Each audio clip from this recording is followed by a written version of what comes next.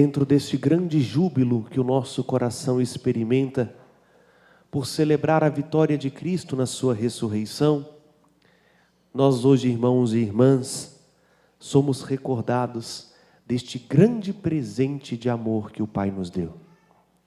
São João começou dizendo-nos assim na segunda leitura que escutamos: vede que grande presente de amor o Pai vos deu, de sermos chamados filhos de Deus. E de fato nós o somos. Bom, é para isso que Cristo experimentou a morte e ressuscitou. Para que nós pudéssemos ser verdadeiramente congregados, unidos, junto de Deus. Não como um amigo, mas como filho. Quem é pai e mãe sabe muito bem a diferença. A dignidade de filho é muito maior do que qualquer outro, inclusive, ousaria dizer, até mesmo mais importante do que o cônjuge, não é? Acaba que o filho tem uma predileção maior, porque é fruto das suas entranhas, é fruto do amor conjugal de um com o outro, e por isso mesmo a dignidade de filho é elevada, quando o pai e a mãe entendem o dom que é conceber uma vida. Por isso, não é pouca coisa sermos chamados filhos de Deus. E nós o somos porque Cristo ressuscitou. E São João, na sua primeira carta, que ouvimos na segunda leitura, vai dizer algo mais. Sabemos que quando Cristo se manifestar, seremos semelhantes a Ele, porque o veremos tal como Ele é. Aqui eu gostaria de entrar no tema deste domingo. É evidente que este versículo literalmente está falando do dia da parousia, da vinda gloriosa de Jesus. Quando Ele vier em sua glória, nós seremos homens com H maiúsculo, seres humanos de verdade, porque nós viveremos em corpo e alma aquilo que Deus quer. Mas, de alguma maneira, a glória que nós veremos no último dia já foi manifestada na ressurreição. E ao ressuscitar, Jesus mostrou quem Ele é.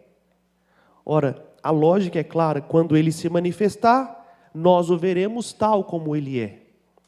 Já se manifestou em glória, ressuscitando triunfante dos mortos. E nós o vimos. E o que Ele é? Ele é o bom pastor. Quando Cristo ressuscita, nós entendemos que Ele veio justamente para buscar a ovelha perdida, congregar o rebanho disperso, trazer para Deus um povo tal como Ele. Ele não é um pastor diferente das ovelhas, porque Ele é o Cordeiro. Muito profundo olharmos o Evangelho sob esta perspectiva. Para nós que estamos no século XXI, no bairro Castelo, mal a gente vê grama, não é? Falar dessa realidade pastoril é algo bem distante de nós. Para as crianças vale lembrar, né? O cordeiro é, vamos dizer assim, do gênero masculino e a ovelha é do gênero feminino. Então nós estamos falando da mesma espécie. Cristo é o cordeiro deste rebanho. E bom pastor, um pastor que sabe o que é ser ovelha, um pastor que sofre os mesmos dilemas que todos nós sofremos, sabe quão difícil é para a gente enxergar com clareza, não é? Porque o cordeiro e a ovelha são animais que têm muita dificuldade de visão. Não é um bichinho que é especialista em enxergar, não. Enxerga, mas ele se distrai muito facilmente, porque, como a visão não é muito boa, qualquer coisinha distrai a atenção da ovelha. Principalmente uma coisinha mais colorida, né? Se viu uma coisa que tem mais cor, pronto, encanta, aí ela se distrai. Porque, me desculpe falar assim, eu não estou falando de ninguém, eu estou falando do bichinho, viu? Da ovelhinha mesmo. É um animal meio lerdinho, sabe? Por isso que não se cria ovelha sozinho, não se cria cordeiro sozinho, se cria em rebanho. Porque se cria sozinho, vai ter um trabalho de ficar correndo atrás de ovelha o dia inteiro. E ela no rebanho, ela se entretém com o rebanho e fica ali mais juntinha. É mais fácil de cuidar. Lerdinho no duplo sentido, não é? Porque distrai facilmente e também porque não é um animal ágil. Cordeiro não é um bicho que sai correndo com facilidade. A ovelha não é um animal que foi feita igual um leão, um tigre, que rapidamente se locomove. A ovelha, para correr, ela tem que estar muito motivada, seja por medo, seja por alegria. Caso contrário, é aquilo ali que a gente vê lá no YouTube. Ela fica quietinha, comendo no canto dela, vai andando devagarzinho, mas andar devagarzinho chega em alguns lugares, não é? Se distrai e se separa do rebanho, ainda que com passos lentos, a distância vai percorrendo. E como eu disse, é um animal que não tem muita esperteza, ela não consegue voltar. É por isso que o pastor tem um grande trabalho quando uma ovelha se perde. Porque tem que encontrá-la. Porque senão, pode ter certeza, ou ela vai morrer porque ela não consegue cuidar de si mesma, ou ela vai morrer atacada por um animal mais feroz e mais ágil que ela. Dizendo um pouco desta realidade, agora nós entendemos o que Jesus usa com esta analogia do pastor. Talvez escolheu o animal certo. Porque quando nós olhamos para nós mesmos, nós nos percebemos como ovelhas. Tem uma dificuldade danada de enxergar as coisas com distinção, não é? Nós somos especialistas em distrair facilmente. Qualquer coisa rouba a nossa atenção. Qualquer paixão vai nos levando para longe do nosso propósito. Mas uma habilidade que a ovelha tem com precisão é justamente a escuta. Dos animais, elas conseguem ouvir com tanta precisão que ousaria eu dizer que a audição de uma ovelha ou de um cordeiro supera, em gênero, número e grau, a audição de um cão. Um cachorro escuta muito bem, não é? Mas a ovelha com mais perfeição ainda. Depois, por curiosidade, quem está assistindo a missa, não faça isso agora não, depois. Entra no YouTube e coloca lá, né, o pastor separando as ovelhas. E vocês vão ver que é uma coisa impressionante. Chega alguns pastores assim, né, com o seu rebanho numeroso, e começa a conversar, e evidentemente as ovelhas eu já disse, não é um bicho muito esperto, né? Basta 2, 3 minutos, elas começam a interagir lá, os rebanhos, misturou tudo. E é uma coisa muito simples de separar a ovelha. Basta que os pastores que estão cuidando delas, alternadamente, comecem a falar. Elas conhecem a voz do pastor. E quando o pastor vai falando e vai andando, as ovelhas que foram criadas por ele, vai seguindo ele tranquilamente. E vai se separando, cada pastor com suas ovelhas. Por isso Jesus usa essa imagem para dizer, elas escutam a minha voz. De fato, aqui hoje então nós entendemos, falando agora não mais do mundo agrícola, do mundo pastoril, mas de nós, o que significa reconhecer Jesus como pastor. Ele é o bom pastor. A palavra grega kalos, aqui ela é complicada de traduzir, porque kalos em grego é belo, não é? Ele é o belo pastor, mas o belo nesse sentido aqui como a perfeição da bondade. Por isso no português nós colocamos bom pastor, um pastor de verdade, um pastor com P maiúsculo, né? Não é um pastorzinho qualquer, ele é bom. E bom justamente porque o olhar dele está atento para o rebanho, não para os seus interesses. Não posso fugir muito do texto de hoje, porque este capítulo 10 ele é um pouco maior do que o que nós ouvimos, e dividido em 3 partes. Cada ano litúrgico nós ouvimos uma parte dela. E hoje, justamente nesse ano B, nós ouvimos um meio ali. E o que está em xeque neste evangelho de hoje é uma contraposição entre o bom pastor e o mercenário. Bom, quem era o mercenário na época de Jesus? Os mesmos hoje. Não mudou muita coisa. Gente que era contratado para desempenhar um serviço. Recebia o salário dele, trabalhavam ali, porque talvez o dono do rebanho tinha muitos animais, não dava conta sozinho, combinava um valor por dia, e a função dele era cuidar de um rebanho do outro. Porém, o mercenário não tinha afeto com as ovelhas. Primeiro, porque não eram dele, né? Segundo, o que o mercenário queria era justamente o dinheiro. Não tinha preocupação se a ovelha está cuidada ou não está. Cumpria a função dele, e na maior parte das vezes, bem mal e porcamente.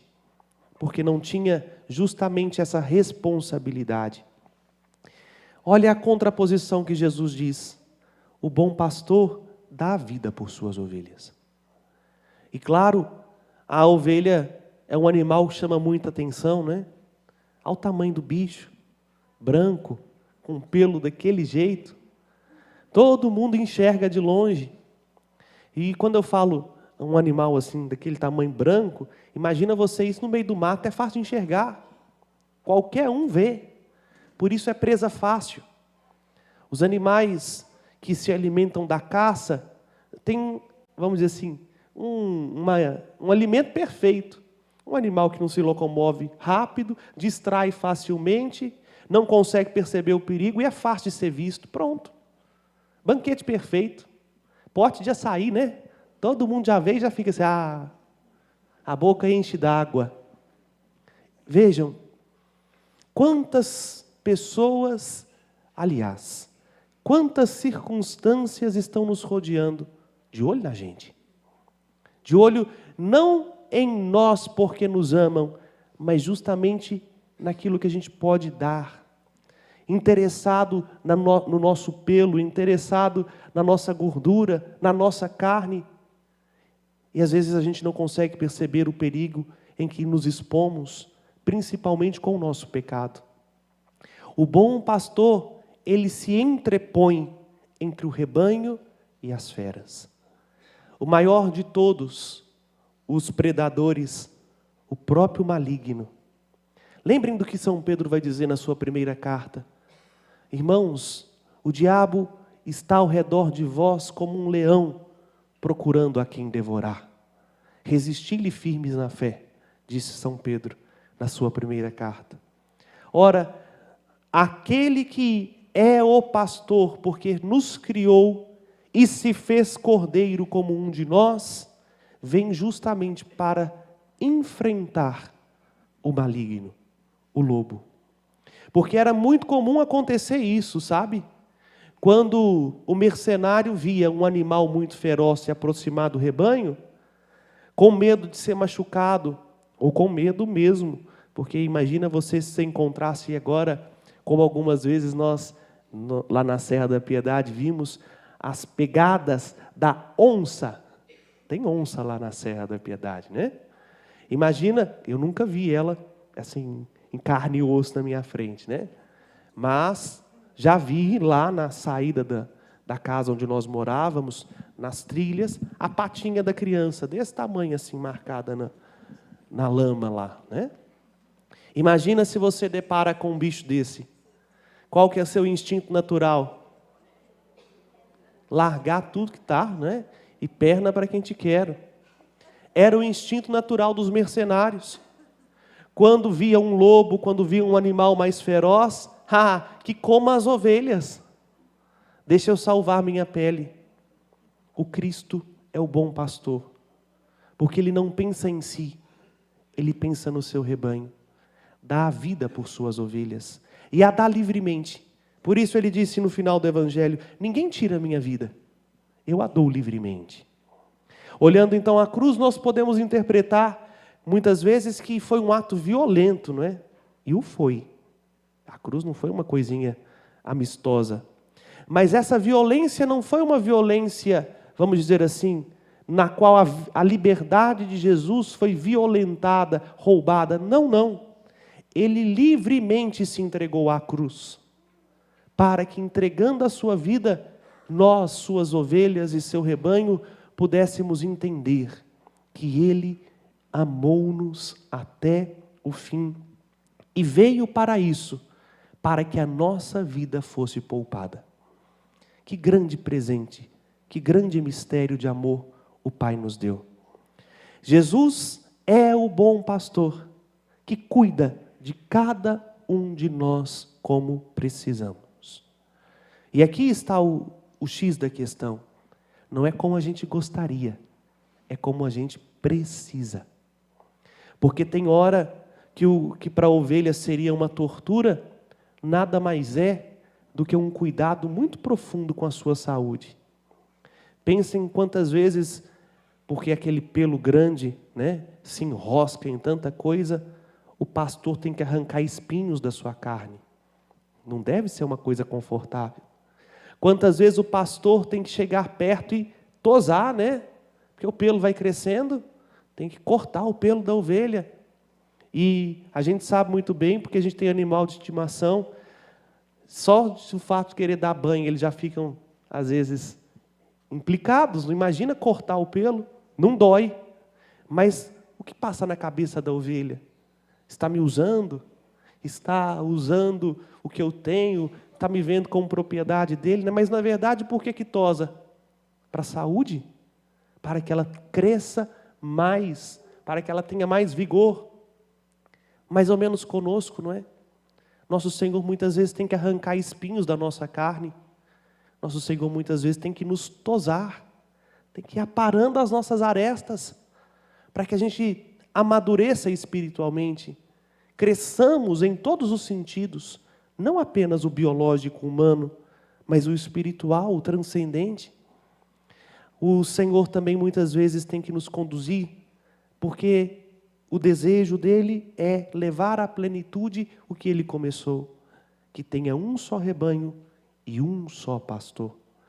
Mas para chegar no redil, eu vou usar uma palavra mais apropriada para o nosso contexto no Brasil, ainda mais em Minas Gerais, para chegar no curral, não é?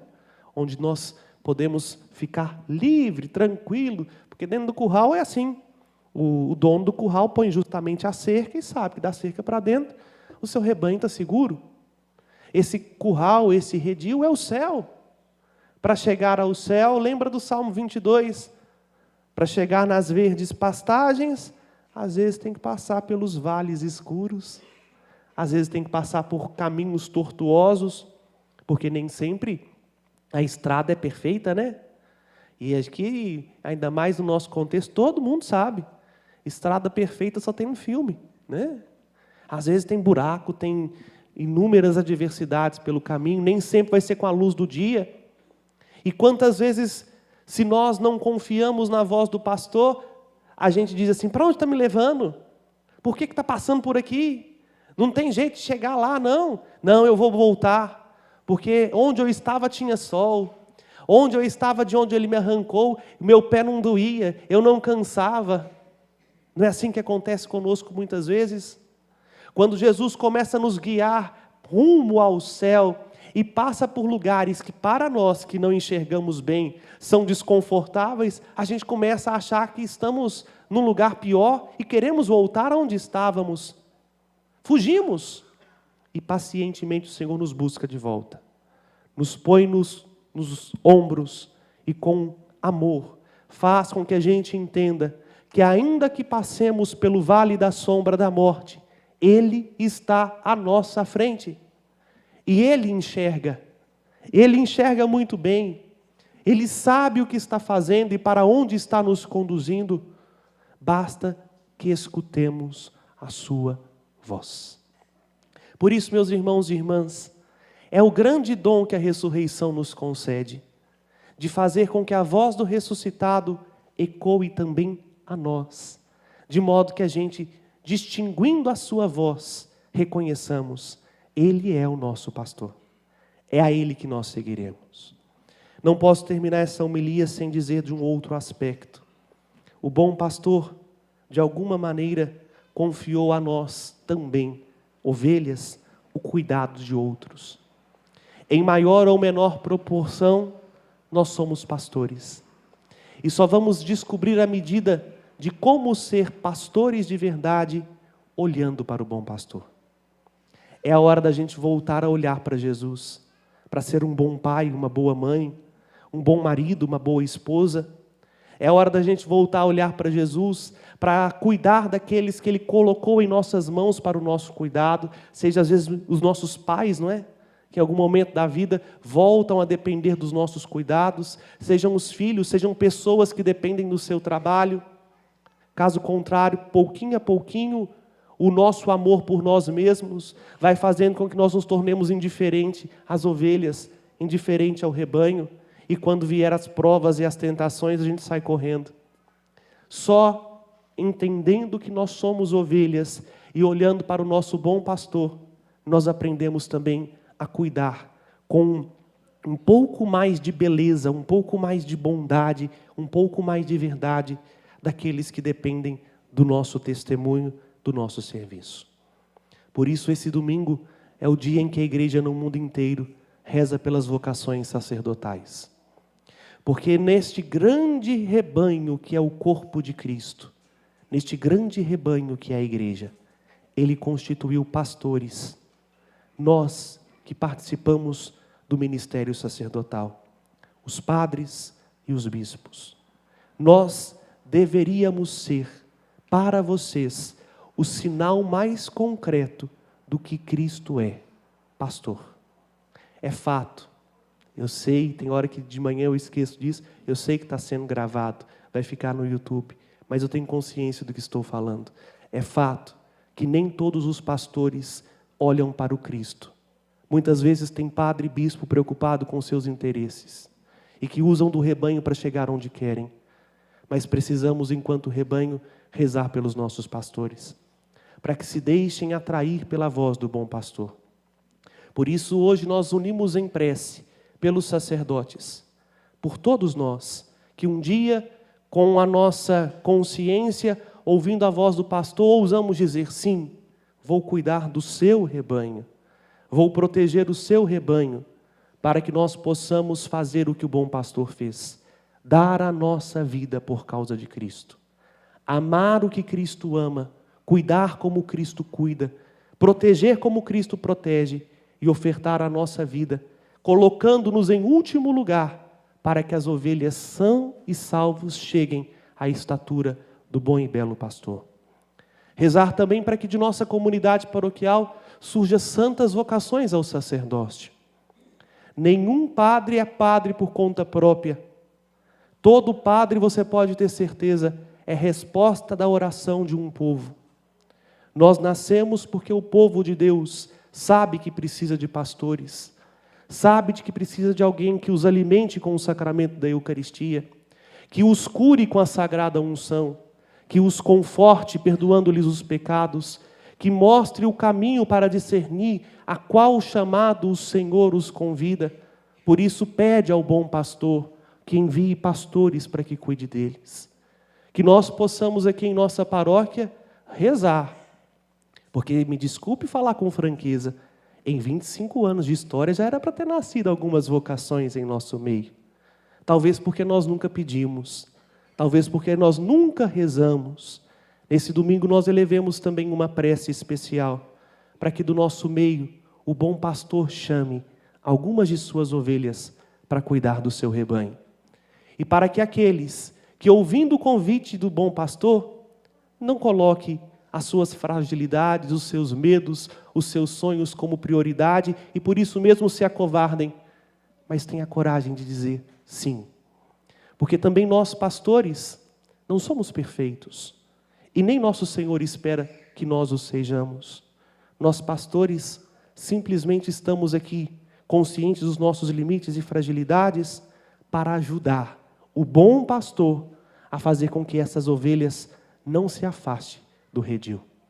Rezem por mim, a quem o Senhor me deu o grande desafio de cuidar de vocês, para que eu possa, com fidelidade, olhar não para os desafios, não para as adversidades, nem para mim mesmo, mas para o bom pastor, a fim de que aprenda com ele a ser verdadeiro pastor para vocês e junto com vocês continuarmos caminhando por onde ele, o bom e belo pastor, nos conduz. Rezem também pelo nosso bispo, por Dom Valmor. E aqui termino fazendo a catequese, não é? O pastor do rebanho é o bispo. Por isso vocês veem, quando nós estamos celebrando a liturgia, que o bispo tem um cajado, não é? Para que todos nós visualmente lembremos, ele é o pastor. Inclusive nosso, de todas as paróquias, é um só pastor, Dom Valmor, que conta com colaboradores, os seus bispos auxiliares e nós presbíteros, para cuidar desse rebanho. Precisa da nossa oração. É tão triste quando nós vemos um clero que é desunido ao seu bispo. É tão triste quando a gente vê um povo que não entende a dignidade episcopal como um serviço no amor, para o amor do cuidado do rebanho. Por isso nós precisamos sempre. E unidade não significa uniformidade, não é? Unidade significa pensar caminhos e caminhar juntos, cada um no seu passo, cada um com a sua identidade, mas na mesma direção. É por isso que nós precisamos caminhar em unidade. Nós presbíteros com o nosso bispo diocesano, os leigos, cada um com o seu padre, não porque nós queremos ser uma só coisa, mas porque nós queremos chegar lá onde o bom pastor nos conduz. Só assim nós mostraremos para o mundo que o nosso lugar é no redil, que ele veio para fazer de todos, cada um do seu jeito, membros de um só corpo, filhos de verdade, que têm um só Pai. Para isso é necessário, agora, começar a ouvir o único pastor que continua cuidando de nós por meio de pastores, por meio de circunstâncias, a fim de que ninguém duvide que ele veio para que nós tenhamos vida e vida em abundância. Louvado seja nosso Senhor Jesus Cristo.